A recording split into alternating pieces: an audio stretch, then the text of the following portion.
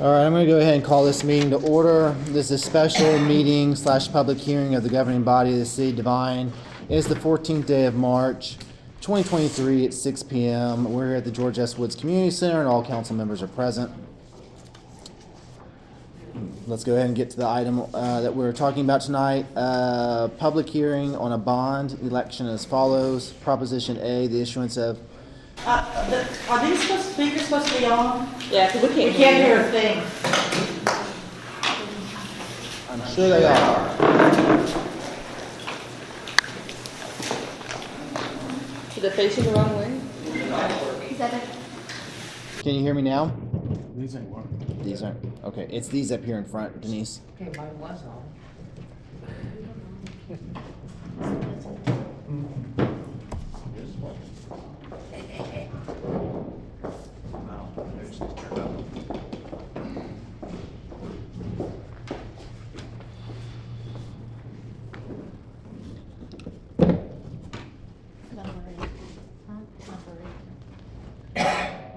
Okay, mine's working.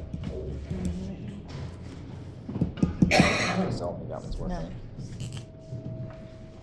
Okay, something's. It's Josh's water bottle. That's working now. That's working. So we got a feedback. Okay.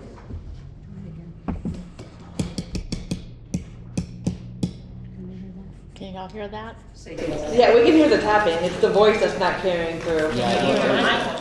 No.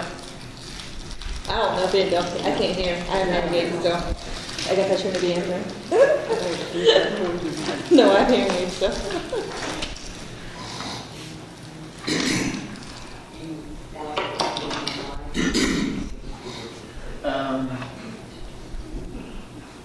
I can hear feedback. But y'all are saying y'all don't hear me at all out there. I'm wondering, is the speaker facing the wrong way? No. Is that speaker supposed to be facing us and not y'all? I don't know if that's a speaker. I have no idea what I'm talking about. No, that one's facing you guys and that one's facing you guys. See, I see the front of that one. I see the back of that one.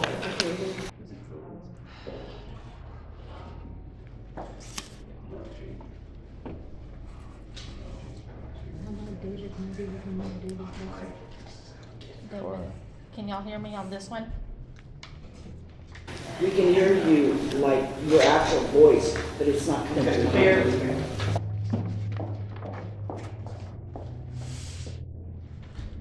Hello? Hello? Hello?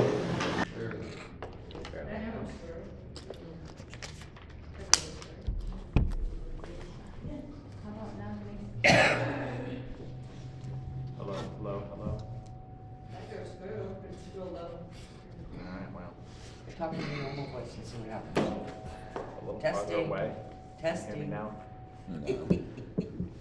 By talking louder, my voice just carries the back through anyway. I know, me too. Everybody's just gonna have to move closer. We're just gonna have to raise our voices a little bit. You use our outside voices. Everyone's getting louder mics. Where's the bullhorn? Indoors office. So, What everybody's gonna have to do is just move closer. okay. So if this is not working correctly, or if we can't, I mean, You want to have everybody move closer? yeah, just, Yeah. I don't know if we're getting any type of read out of it. No, it's like dead. You wanna use mine? I mean, I can hear him through his, but it's super vague, or super quiet. It's like it's maybe coming from someone's cell. Feedback. It's Eddie and Devine? Yes, Okay, yeah, I can have him come so he can look at everything. okay. Okay. Can we just turn the mics off and scoot closer to y'all? Yeah, that's what y'all, well, now I can hear. I don't know why that one works, but Hey, hey. where did that one come? Oh, off the table over there? Yeah. Oh, fantastic. Okay, now I sound really Thanks, loud. Mom. Okay. God, that's the loudest I've sounded ever. Okay. Can you hear me now? Yes. All right, we are having a public hearing on a bond election as follows, which is Proposition A, the issuance of not to exceed $15,020,000 of the city of Devine. Proposition A, City of Devine, Texas, general obligation bond for drainage and flood control improvements and levying of a tax and payment. Okay. We're gonna go ahead and have our engineer read through real quick exactly what is on this bond, so that way we're all, although I think that we handed out packets, right? Yeah, everybody has packets out there? No. Pop it up on the screen, please, yeah. Yeah, if y'all can zoom in. And I don't know if, yep, up here, but I don't know if we can hear out of that microphone, so you may have to be very, yes. And admittedly, we have all heard it, and we have it in front of us, so you may want to, it doesn't hurt if you turn and look towards the audience if you want to speak that way. Okay. We have 5 projects, which are shown on the screen over here on the bond election. The first one is Burnboot Creek channelization, and I'm just going to read through each one of these so that you can hear all the detail for the project. The City of Devine proposes to improve the known drainage issues along Burnboot Creek from Howell Street to Colonial Parkway. These improvements will provide for the mitigation of flood issues at Fay and Mesquite Streets, thus providing safe and clear school access and providing flood mitigation for the 32 homes and structures that are located within the 100-year floodplain. The project consists of increasing the width and depth of the Burnboot Creek floodway with 4-to-1 side slopes in order to contain the 100-year flood from Mesquite to Howell, using a combination of earthen and concrete channel, and Colonial Parkway to Mesquite Street with a 100-foot wide earthen channel, also in order to allow citizens safe and clear access to John Ciavara Elementary School and Devine Intermediate Schools without having to worry about floodwaters at Fay and Mesquite Street crossings. 10 8x6 multiple box culverts are proposed at each of these streets crossing at Burnboot Creek. The new box culverts would raise the elevation of the roads to above the 100-year storm water elevation and allow the storm water to pass through the box culverts underneath both Fay and Mesquite Streets. Also proposed are the closing of approximately 250 feet of Brown Street from North Jameson Street going approximately 200 feet east to allow for continuous creek flow and to protect the public from flood events on Burnboot Creek.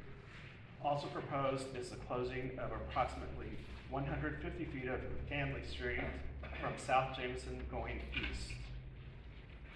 Burnboot Creek channelization project benefits the following. 1, flood mitigation for the 32 homes and structures that are located within the 100-year floodplain.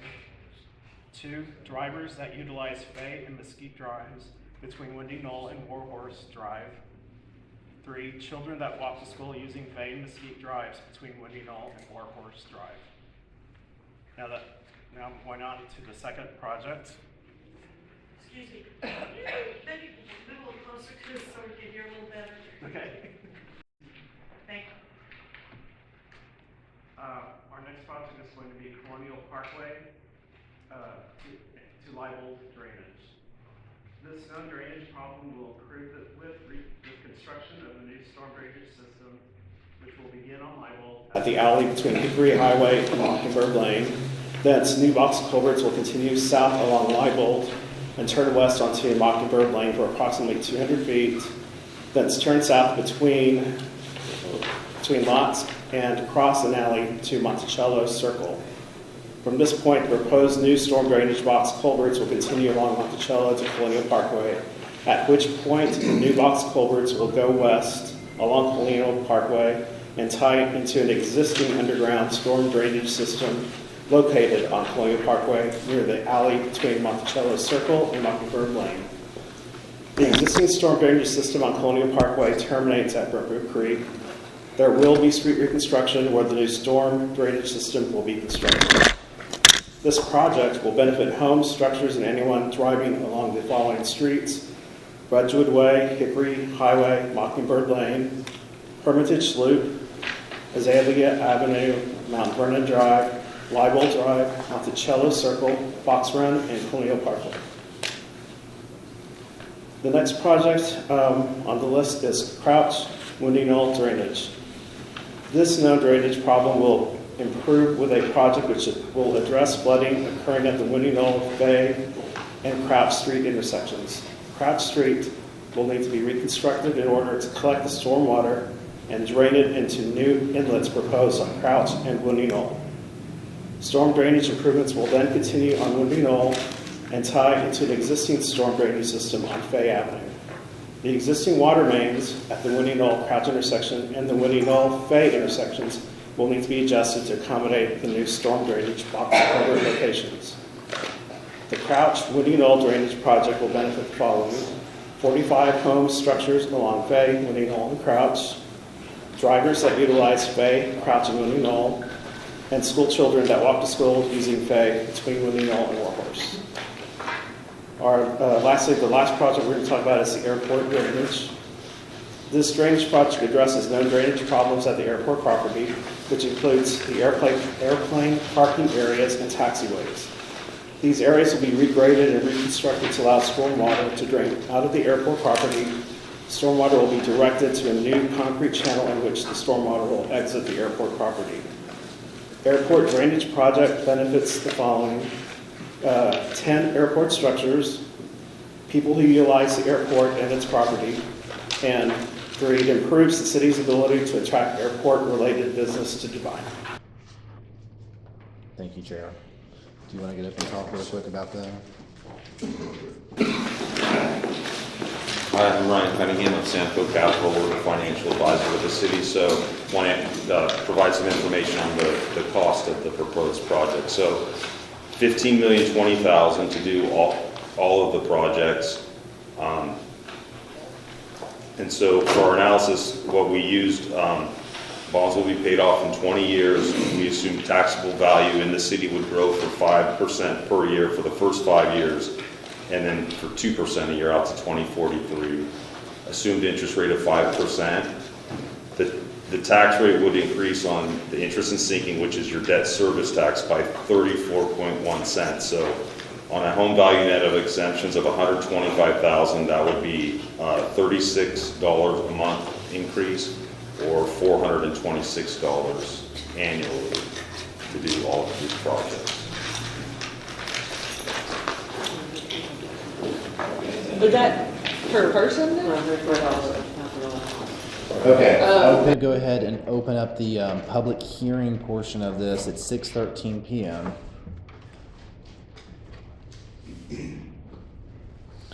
I'm going to limit everybody's time as in usual fashion when we have hearings like this to 3 minutes. The council's not supposed to, I'm not going to say not engage, that's not the case at all, but we can't actually tell you necessarily our opinion. We can only deal with the facts as they are here tonight. So you're going to probably, if you do have questions, a lot of those are going to get referenced over to the table over here to for answers. So if you want to get up and ask a question, you are more than welcome to. Can you just walk up there? You got to come up here, guys, because this is where the recording is. Might I say something just real quick? You talked about 3 minutes. Okay, we're talking about $24 million. 3 minutes is not enough time if somebody has concerns. You've been through these before, you know the way they're run. I've never been limited to 3 minutes. Especially if it's a public forum where people have to address their concerns. The notice says the public discussion. We have a person that's coming up. This has been, you can look at any of the past meetings that we've had, meetings like this where there's a public to it, the golf course meetings, any of them. The last one I think was at the DSAC building, maybe not, maybe it was here, but there was always a time limited given, so. Anyhow, go ahead. I just have, I guess, a question. So you're ripping up all these roads and you're going to be redoing them, right? The roads are gonna be fixed. So are there gonna be sidewalks put in place on top of this, or is it just the road and that's it? Like the drainage and that's it? So There's no, It would be a pavement reconstruction, but there are no sidewalks involved in this as of now, as of now. you need to say your name, so it's. sorry, Jessica Ornelas. So I'm really confused because they want to say, you're saying you're going to improve the ability for children to walk to school, but we're not providing them a way to walk to school. Like, you're taking away the water, but you're not giving them an actual path.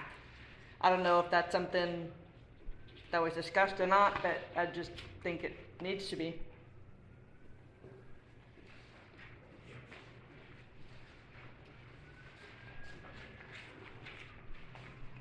Of the $15,020,000, how much of that is allocated for the airport project? Airport portion of the project.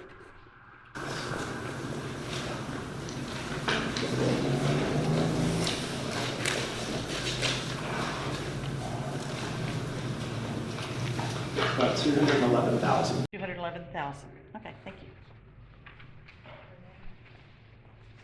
you. Yeah, I forgot. You've got to say your name for the recording. I apologize. That's Nancy. Yeah.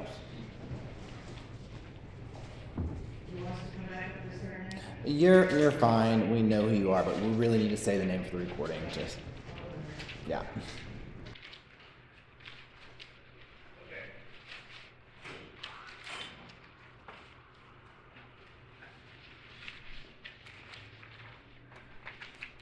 Fred Morales.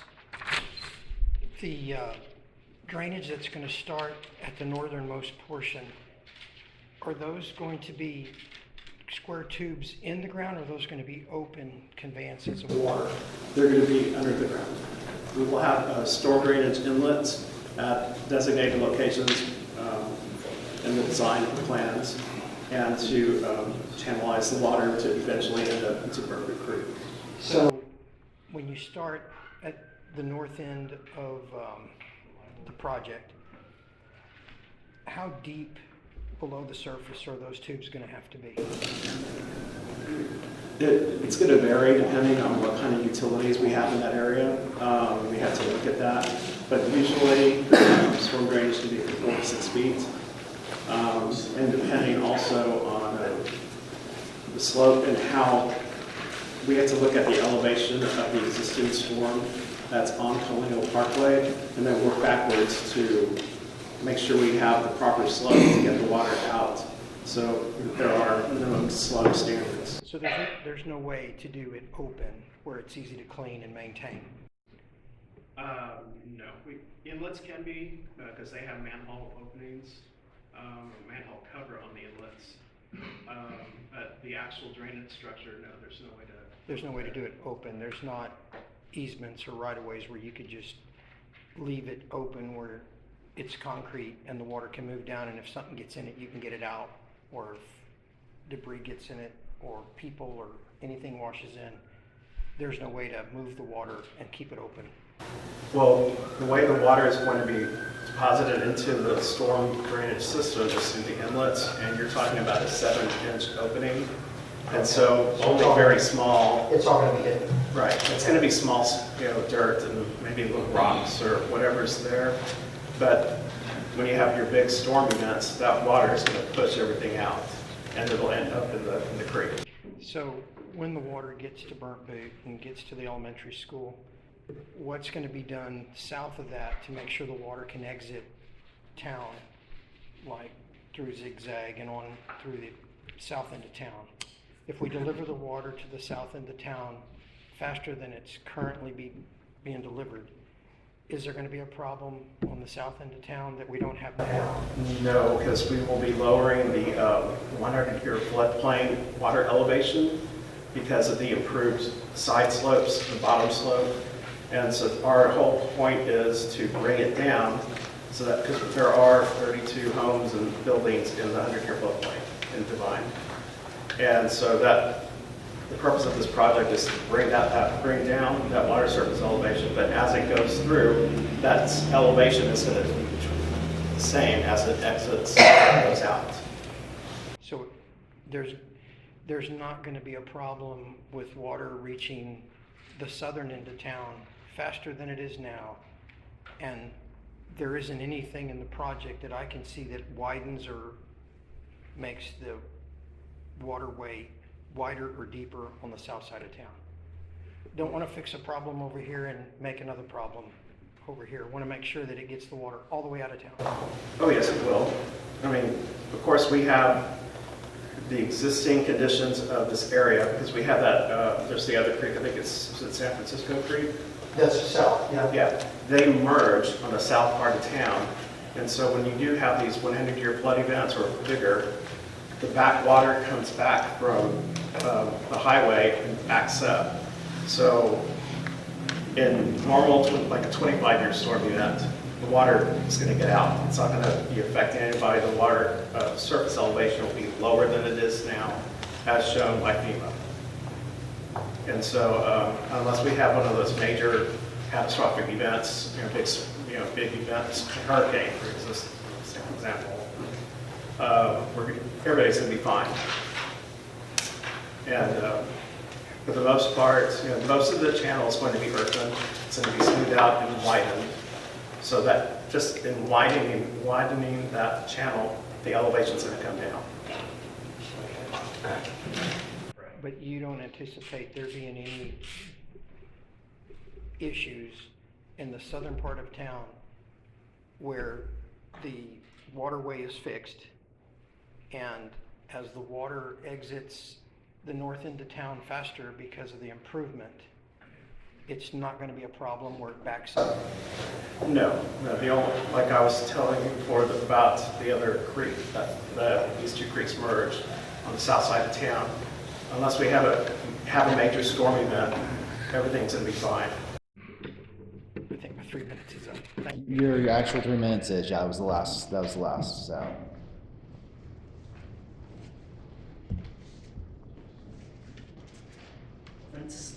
Francis Novato from District 1.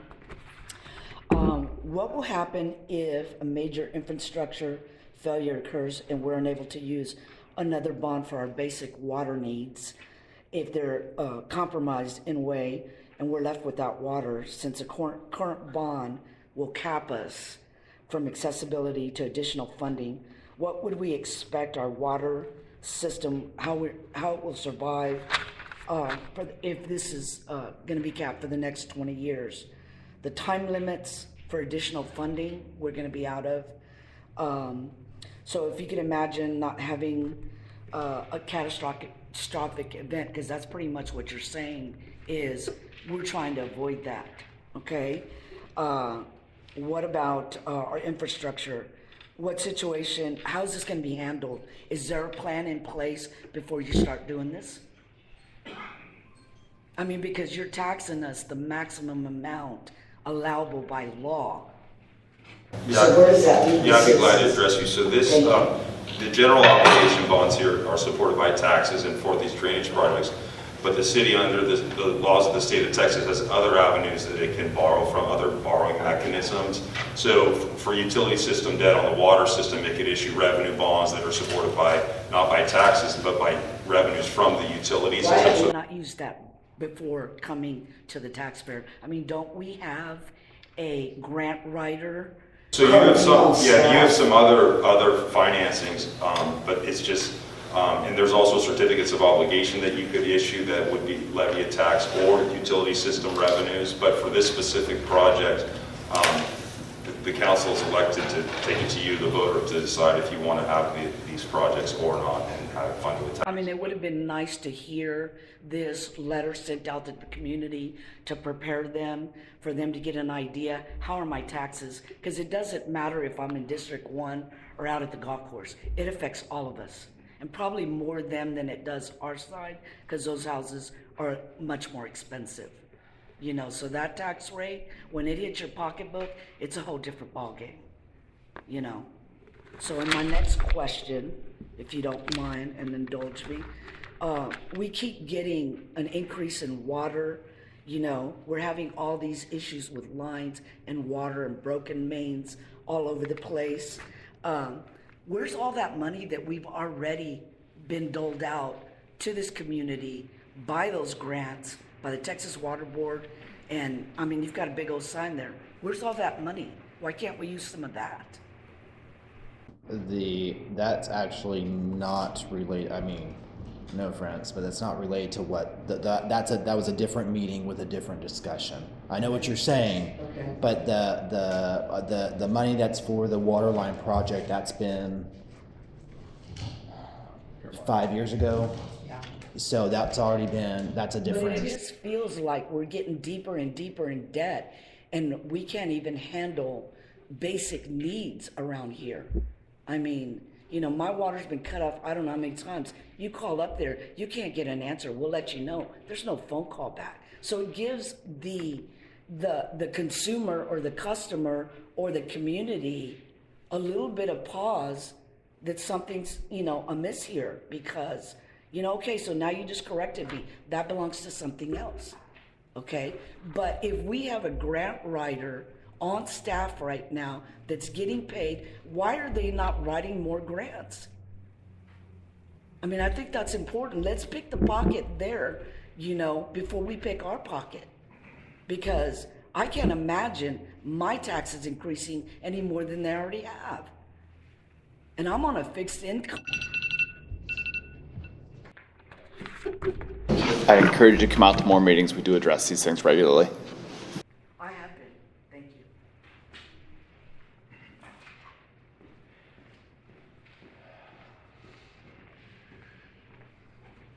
Gary Sonoff, I have a question for the engineer about the 25 and 100-year floods. This bill is going to protect 32 houses from a 100-year flood. You said that Devine has no problem with a 25-year flood downtown, or the San Francisco and the Burnt Boot Creek. But if we have a 100-year flood, it backs up into town.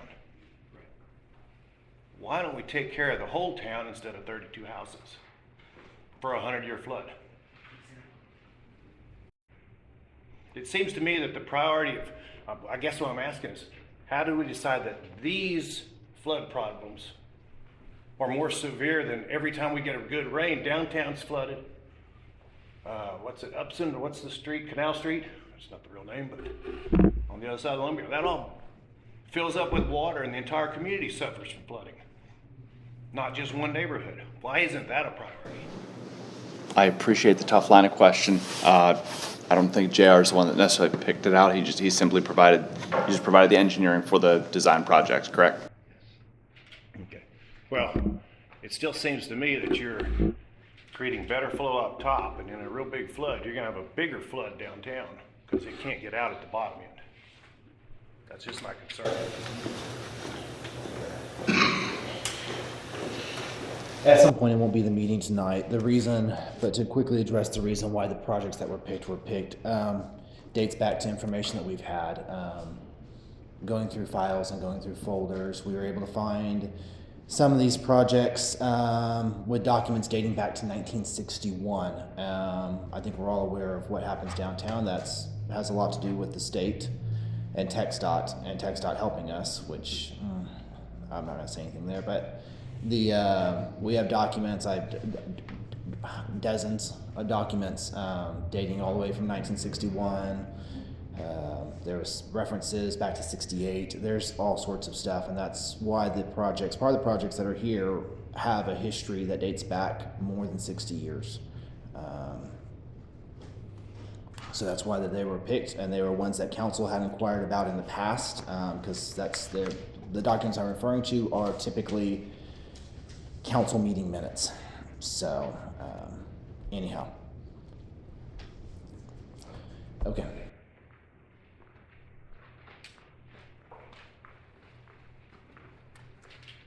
My name is Ralph Montgomery. The main question I have is, what assurance are we going to have that this is going to be completed? Since I've been here, I've already seen 2 or 3 projects that we have put out a lot of money that have not been completed. So what assurance do we have that this is going to be completed?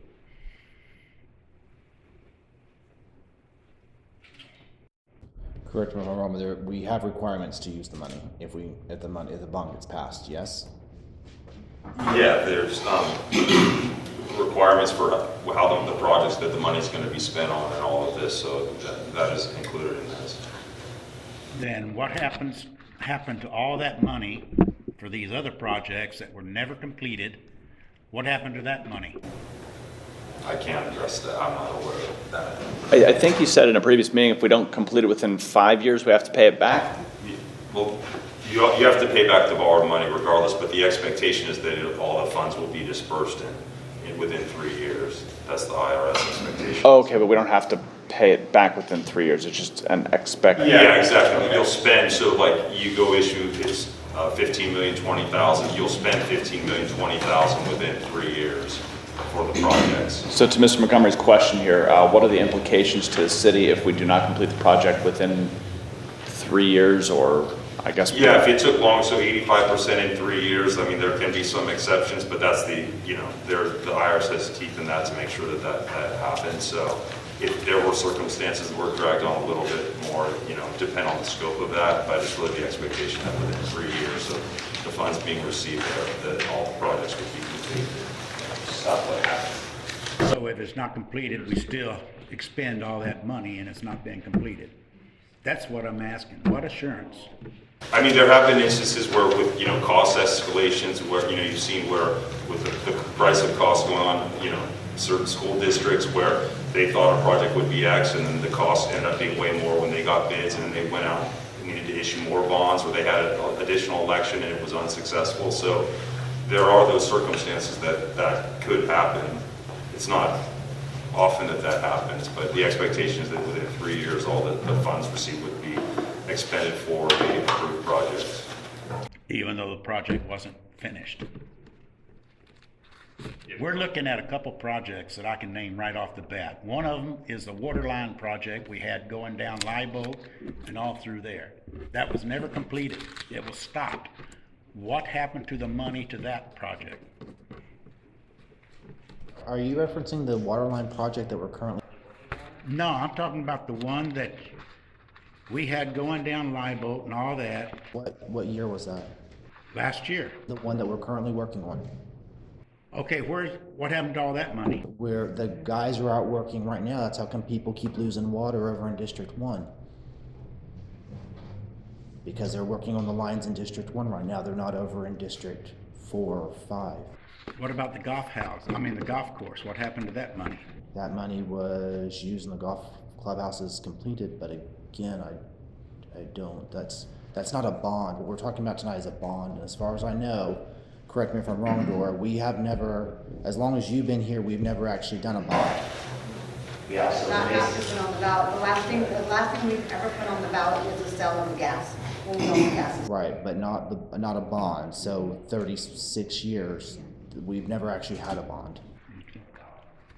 Then my next question, listening to the comments of what this project's going to do, I see nothing commented about the flooding that comes down Fox Run and Liebold. It cuts off at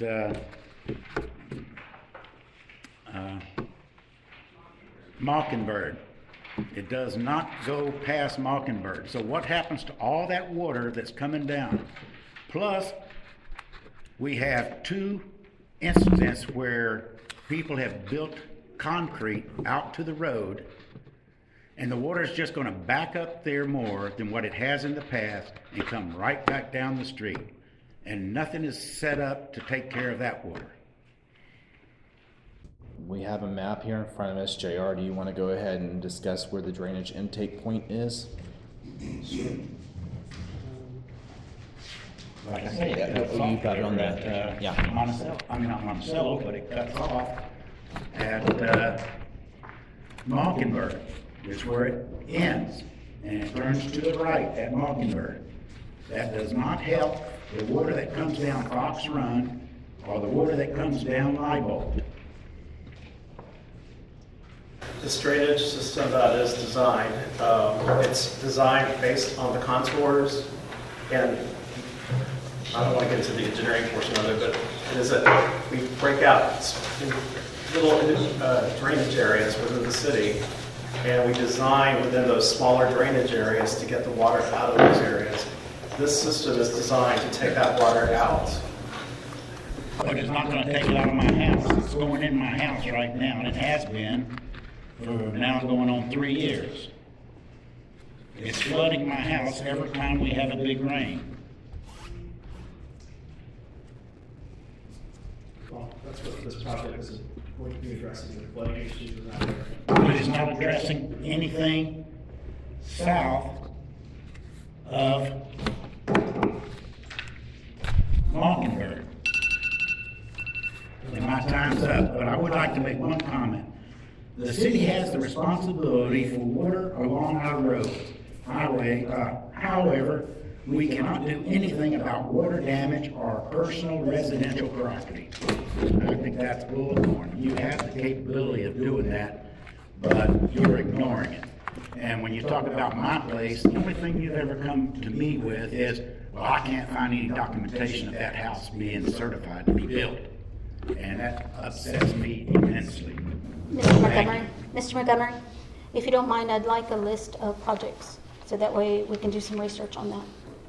I just told you And two completed. projects I know about. Thank The golf project and the water project that runs all the way through that area. So that way we can track where the funding is. Thank you, sir. Next.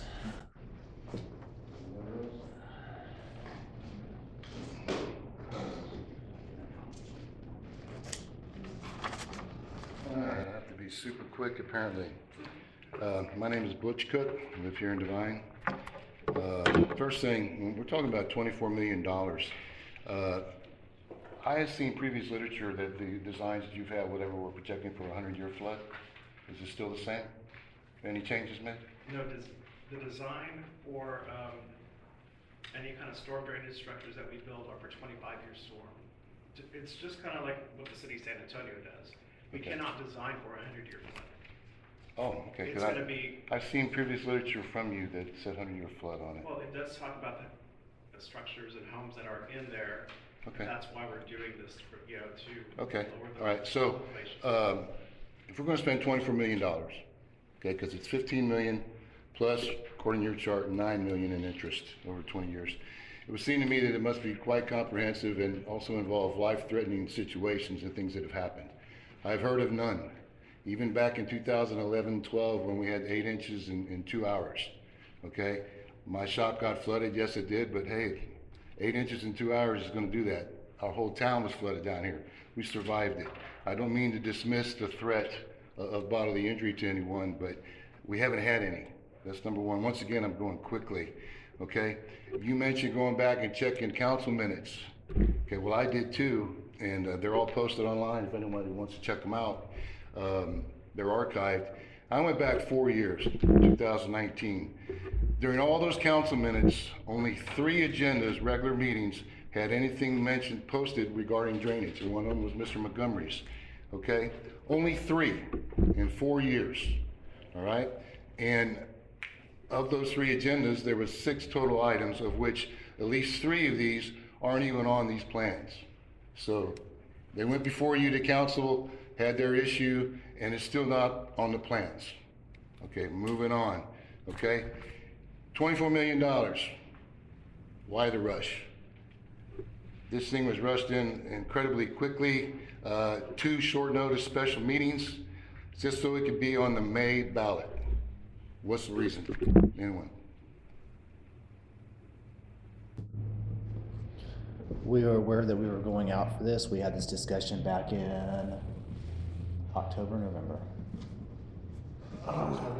That we were compiling these items. Actually, in October, you addressed the council during a special meeting asking for the council to consider a bond proposal which would involve street paving, sports complex, and drainage. Correct. Okay? You approached the council wanting a bond proposal. Okay. All right. That was back in October. Okay. So here we are with no regular meeting with regards to this issue, just 2 special meetings that hardly anyone attends because it's 72 hours notice and they start at 6 o'clock.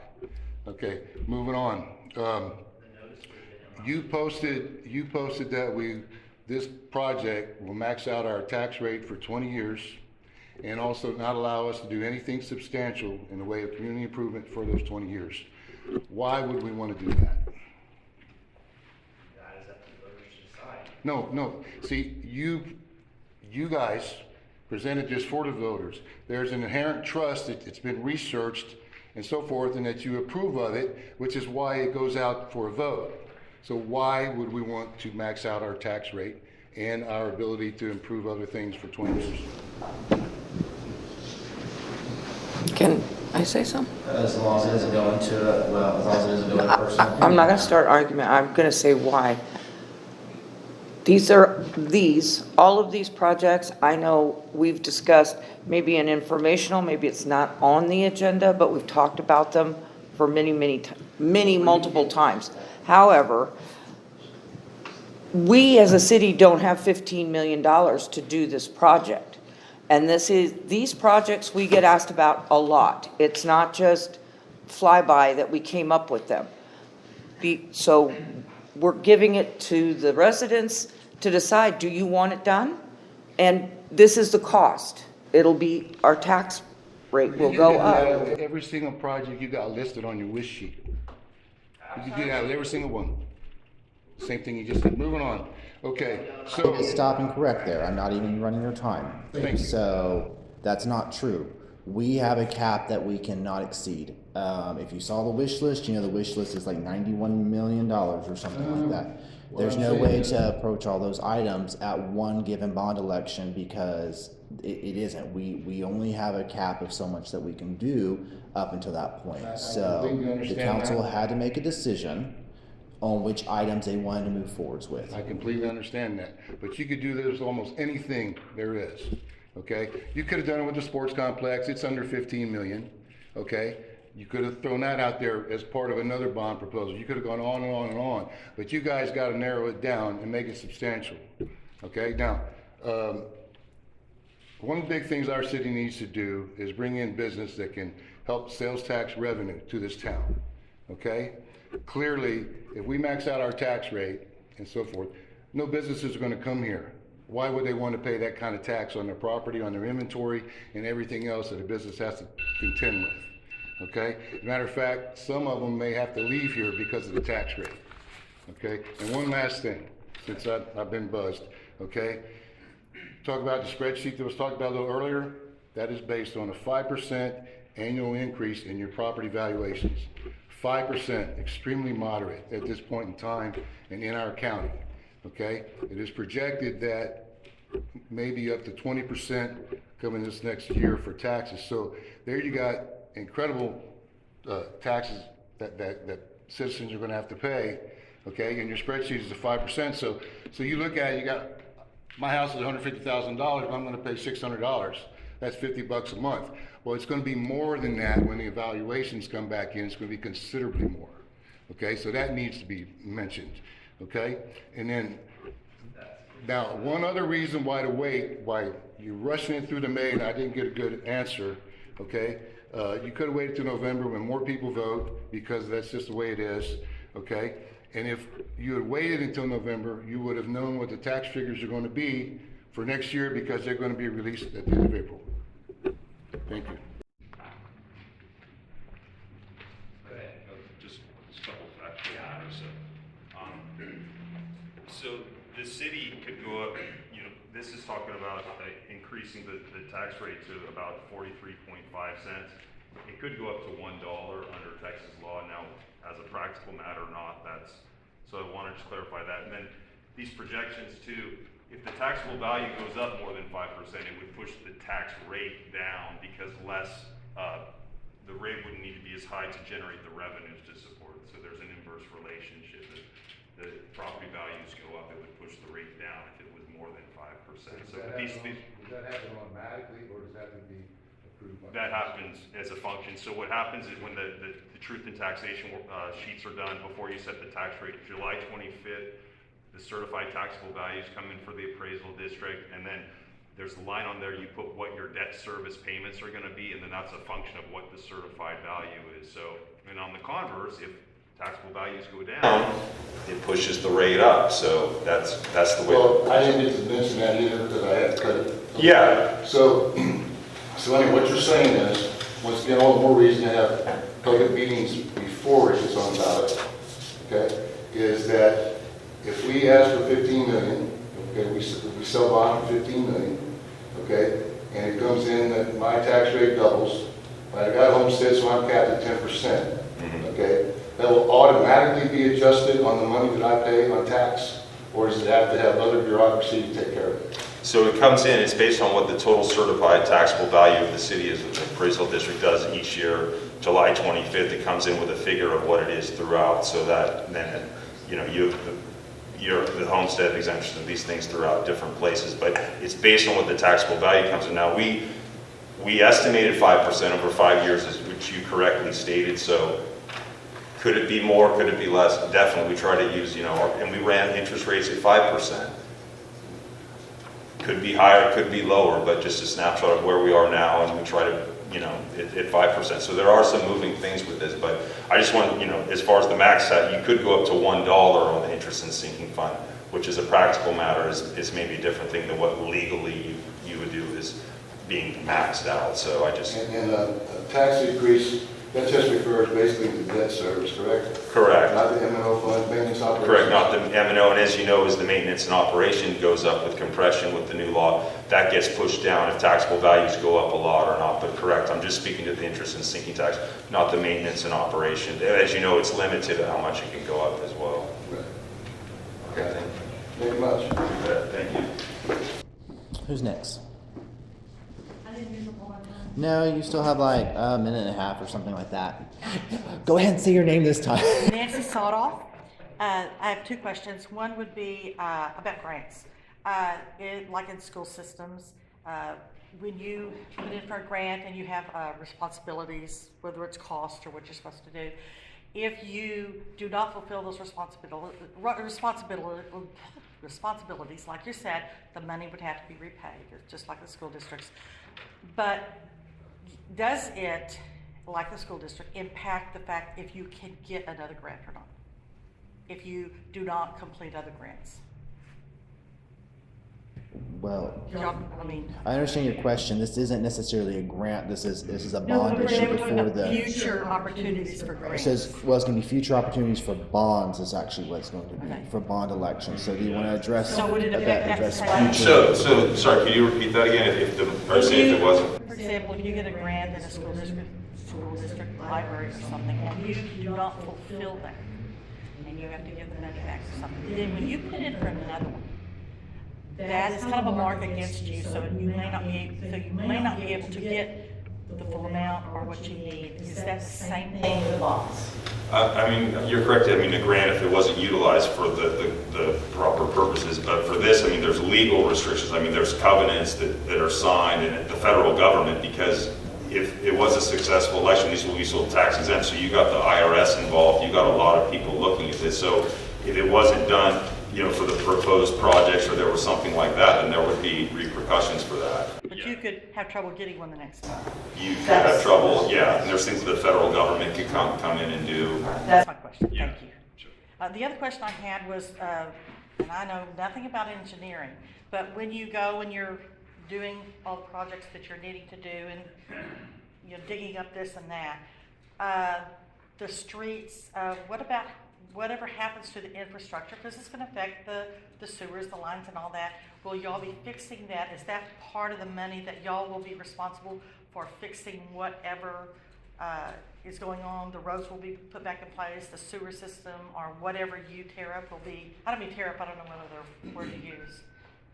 Is that part of this cost? When we do these projects, like the box culverts that we'll be putting in underneath the street, we don't cut out the whole entire section of the street, because these boxes are going to be deep. So usually when you have the pavement design, it only goes down about 12 to 16 inches. If there aren't any utilities in the area where we're putting that box, and we're not affecting those utilities that are outside of that area for that box, we're not going to touch them. Right. But if you get, who's responsible for repairing it? Is the cost of that, are y'all going to repair it if something did happen? During construction, that always happens, yes. Okay, but that would be within your realm, y'all would take care of it, and it would be paid for with this money. I didn't show out allowed extra in there for contingencies. But y'all would take care of it, it would be something that then the city would have to have that responsibility of doing this. No. Okay, thank you.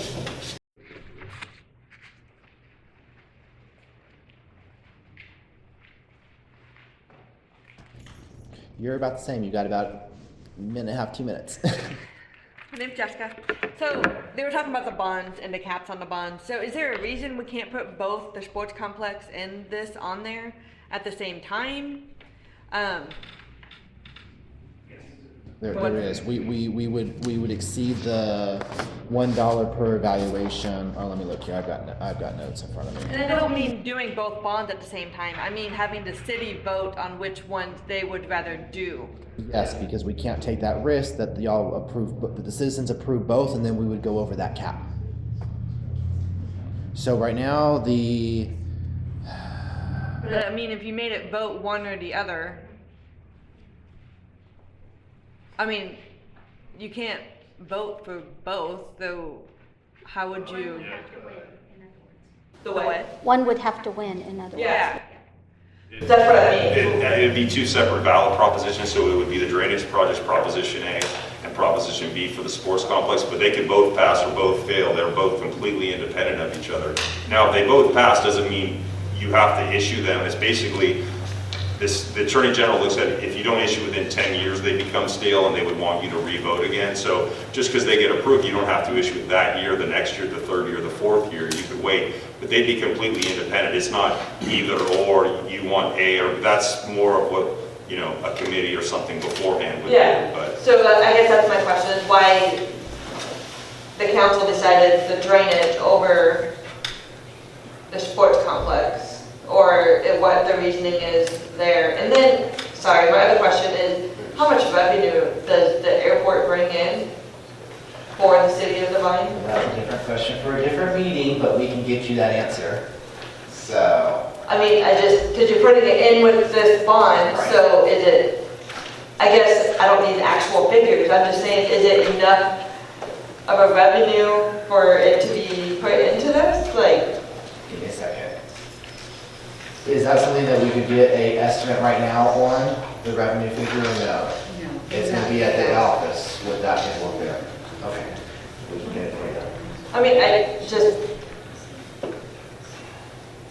you added it onto the bond, so I just figured you guys would have a guesstimate, like, it brings in a good profit, or?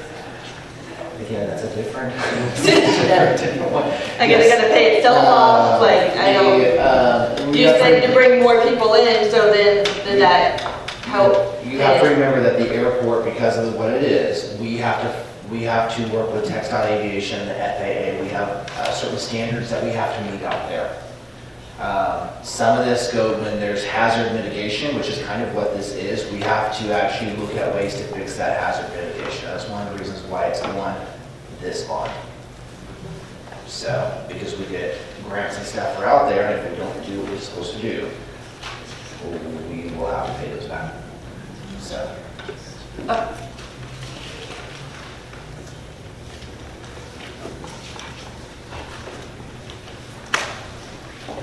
Do I have any time left? No, the buzzer rang while you were here. Okay. But you're a new person now. Thank you. Hi, my name is KK Callum. One of my questions is, why does this project stop at, I believe it's Howell Street, near the funeral home and Sherry's, old Sherry's Gentleman? Why does it not go completely all the way down to 132 where Burnt Boot actually exits town? Why does it stop where all those homes are at Howell? Which I understand that drainage is a little higher, but there's overgrown trees that haven't been taken care of in years, and it's just going to cause a big dam, and then all that water's going to back up if it's not maintained. Why is it not part of this project? And we're risking all those homes now to be flooded. It doesn't make a bit of sense to me. Yeah, it's gonna be. Well, that comes into understanding the engineering portion of this and how this is designed.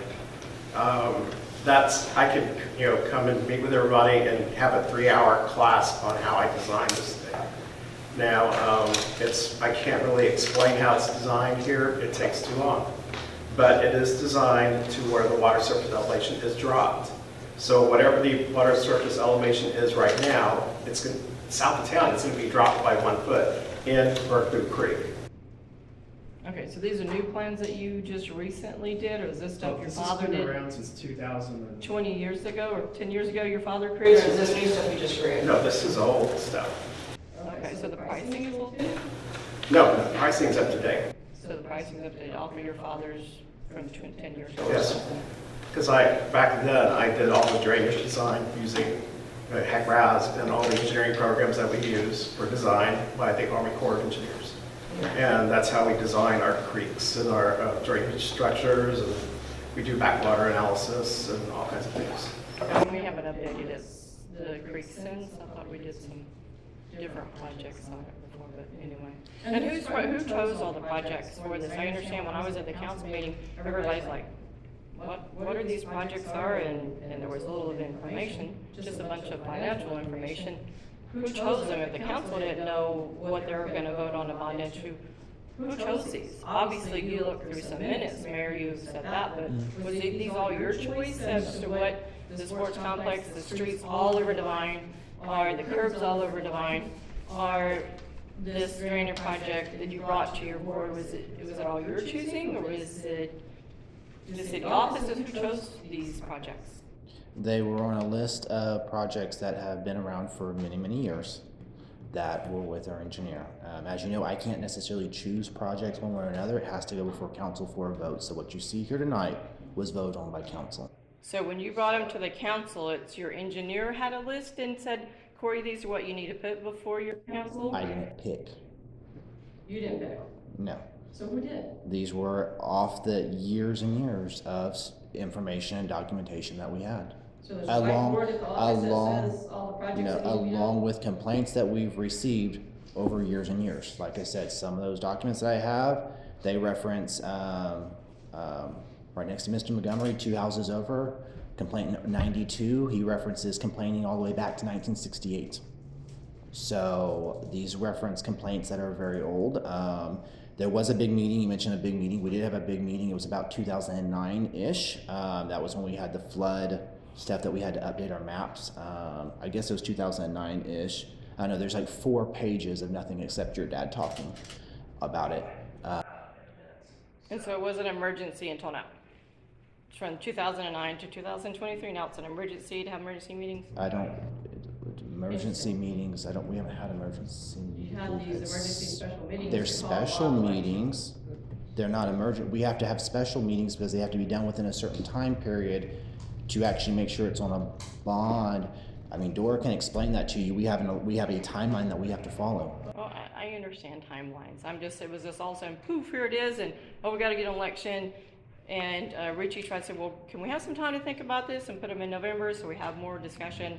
And it was rushed through. And just wondering why it's an emergency. But we have discussed it. So it's been discussed for decades. So that's all my question. I do have a statement, thank you. JR, I know that the flooding is going to end over in District 2, and I want to reassure our residents. So we would like to meet that 3 hours to have that explanation. So that way we understand, and I can explain to the residents in my district, in our city, in our town, that they're not going to be flooded out. And I understand we do have 32 homes, and we need to save those homes. But in addition, how are we going to destroy another part of town, possibly?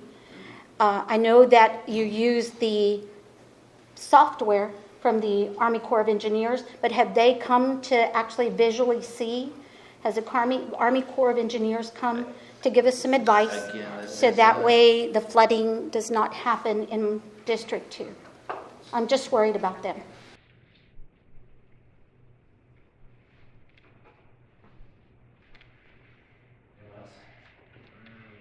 Finish my time. Quick question. On all the dream sheet that you said added up to 90 million, have all of those projects, has there been any kind of determination besides the cost of how many people it will benefit? Each one of those items, like a sports complex, it's gonna cost this much, it should benefit this many people. This flood project is gonna cost 15 million, it's gonna benefit this many people. Any of the other ones on there, the airport, how many is it gonna benefit? You know, to give you a ranking of what would be most beneficial to the city. To answer that question, we actually do have that on the airport because the airport is part of what we're discussing now. Once council made a decision what we were working with, that's when we went out and got the analysis for how many people would be affected. The only thing I can say about the sports complex, because you brought up the sports complex and it's been brought up a couple of times tonight, is the actual sports complex that we looked at actually does not match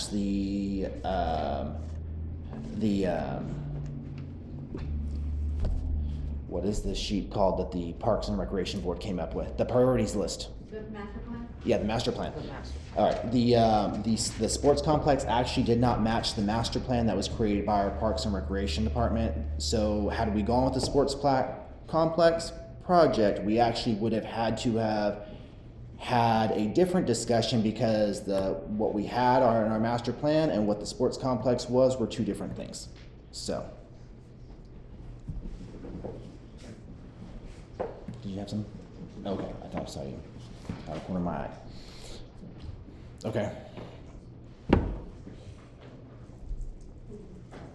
Just a comment? You've already had your time. Well, You've already had your time. You know this, right? You want me to gavel you again? It's a fun. I'll gavel you. Make your comment. Just check it out. Once again, apologies guys over there about the little bulls, but I felt very rushed, so I really felt like I needed to say what I had to say. Okay, one more time, I'll be a little softer. I mean, I still got more, but that's okay. I'll save it for 2 weeks from now. Thanks. Yes, remember in 2 weeks we'll do this all over again. And same way for you, Deborah, Josh, everybody. I was just trying to get stuff out there. We understand. For your elected representatives. You have a voice, we understand, so that's good though. Yeah, you have 3 minutes. Just go ahead and introduce yourself. Mr. Aguilar, District 5. So I see here Burnt Boot Creek's going to benefit 32 homes. Crouch is going to benefit 45 homes. How much? I don't see a number on Colonial. How many homes are we estimating in that area? And then what is the average value on the house here in Devine?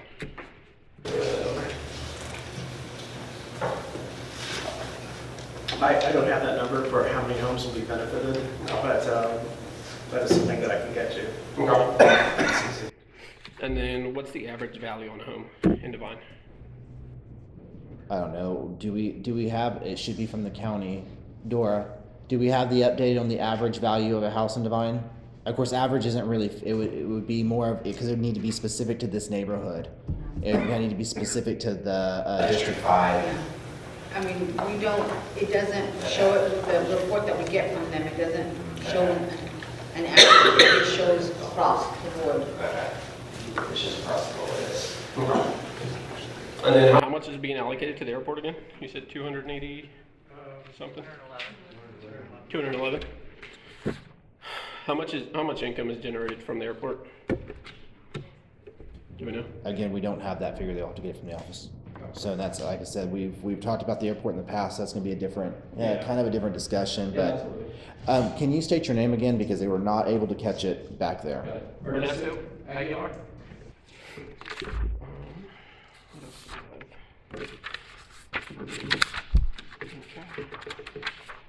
And then you had talked about on the project tapping in from the Monticello area. You were going to tap into an existing drainage from there. Is that correct? Yes, there's an existing drainage underground system on Colonial Parkway that goes and ties into Burnt Boot Creek. We are going to tie into that existing system on Colonial Parkway. How does that existing drainage operate at the moment? And can it handle the additional water that you're going to burn into that area? I guess it can, because those are designed based on drainage areas. No further questions. Thank you.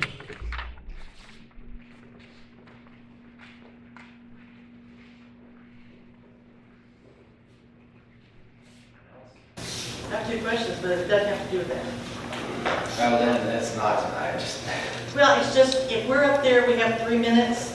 If the response, if we ask the question and the response takes 2 of the minutes, is it total what we're saying? No, that's why the phone's been here, and if you've seen my hand, I've been clicking on and off. I've only been tracking y'all's time.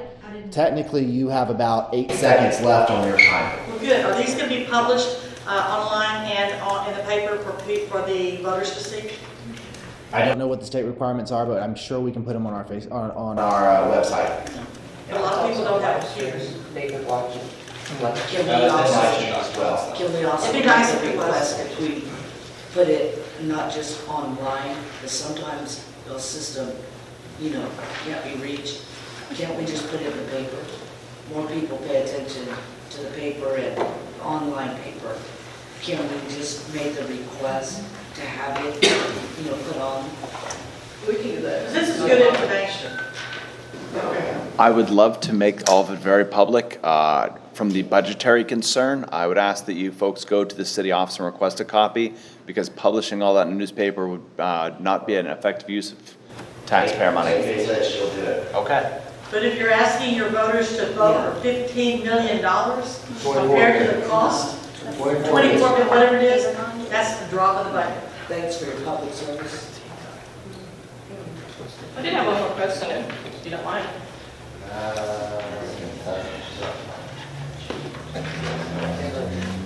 Is the 3-minute rule a state law, or is this a local thing we came up with on people speaking? Or I know some meetings we've allowed people to just speak as long as they want, as many times as they want.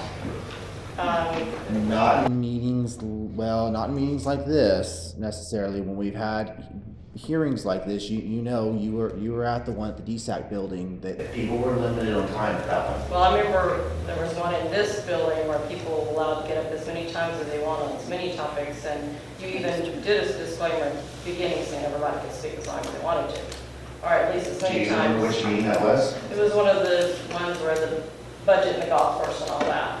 So, but anyway, my question isn't about that. Is who came up with the rule? Is it a state rule? Is it our local rule? Is it something that? It's rules that are within my power. power as mayor, actually within my power as mayor, because everybody was kind of here to speak on the same topic tonight. I could have said that if there's more than, I think, 10 people, right? 5 people. I think it's 5. If there's more than 5 people, I can force y'all to elect one representative to speak for all of y'all. Right, so this is Cory's rule then? This is within my power as mayor, yes. Yeah, so every mayor has said. By previous mayors. It has been done by previous mayors. It doesn't make it right, but it has been So you done. can set up 5. That's why I choose to do this. I've always wondered where that came from. I believe, So is that Council members, we appropriate can change that. vocabulary used for, No, that is a mayor. That's a you know, rule. you I know, open but it I up think for that discussion. that has to do Yeah, you with limit the- I can't use the hold on. I Go said, ahead. just using the word forcing us to that particular amount of time, when you've called a meeting for the public to express their concerns, and then as a mayor say, you only have X amount of time, you're limiting the discussion. So it doesn't, it doesn't give the community member confidence that you're willing to hear us out. Again, this is in line with at least my precedent. Past precedent has actually been, like I said, if there was more than 5 people, to actually force only to y'all to elect one representative. So that was, whenever I got on council, that was precedent. I changed it whenever I got on council. Or got on council whenever I became mayor, because I didn't feel it was fair to have everybody, to only one person speak. I thought it was fair to allow everybody to speak, even if it's within a limited amount of time.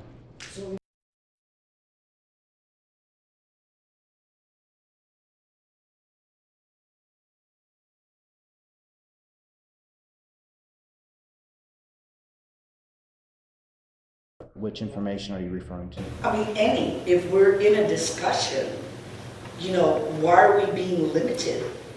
Because that's what you called us here for. We had concerns. So if we want to express our concerns, the other avenue is to go to the paper. So that, Well, it's either that or vote for the person right there. You have options. So, I hate to say that, but everybody who has been to my meetings for It's very years now, unprofessional. you know this as well. Everybody who has been to my meetings for years now know this is what it is. It's been okay through the state, it's been okay through our attorney. So I'm sorry that I feel that way, but you have representatives you have representatives who you're supposed to reach out to as well. never shows up in my district. Yeah. Okay. If there's nothing else, I'm going to go ahead and close this. I have one question. When can we expect the minutes to be posted? The last minutes that are posted on your website is November 2022-15. Not one minutes have been posted since then. That's going to be a question, again, for a different meeting. This is only for this public hearing. Okay, so we can expect not to receive any minutes or anything like that. But, sir, just correct me if I'm wrong. You're asking for the minutes for this meeting, so it does pertain to this meeting? No, I'm saying any meeting. Any meeting. When are you going to post your minutes? Since November 22. November 22 was the last minutes that were posted on your website. We'll look at the laws on that, when they're supposed to be posted. Thank you, sir. We're going to go ahead and close out the meeting if there's nothing else. It's 7:12 p.m. Oh, go ahead. You got 3 minutes. Oscar Gonzalez. I just had one question, or might lead to others, but for the bond, is the interest fixed or variable? So it'll be a fixed rate. So it should be capped at 24 million, no matter if there's any changes in it? 15 million, 20,000, so it could be less than that. It's 23 million and change based on a 5% interest rate, but it could be lower, it could be higher, but yeah, so it's 15 million, 20,000 of bonds, and then the total amount will be based on what the interest rate is, but we will be doing a fixed rate going out, if it's successful, a fixed rate. Thank you very much. Okay. It's now 7:13 p.m. We're going to go ahead and close out this. I'll make the motion to close. I don't know if we have to. Okay, could you? Let We me need see. to make a motion, or just adjourn? No, we do not need a motion. We just need to adjourn. Thank you. All right, so I need to have a motion to adjourn, though. Do you want to do that motion, Angela? Sure, I'll make the motion. Second. Have a motion and a second. All in favor? Aye. Anyone against? Motion passes. I just want to make a quick statement. I want to thank everybody. I want to thank everybody for attending. Thank you so much. This is extremely important, and we value your time, and so we truly appreciate you being here. Thank you.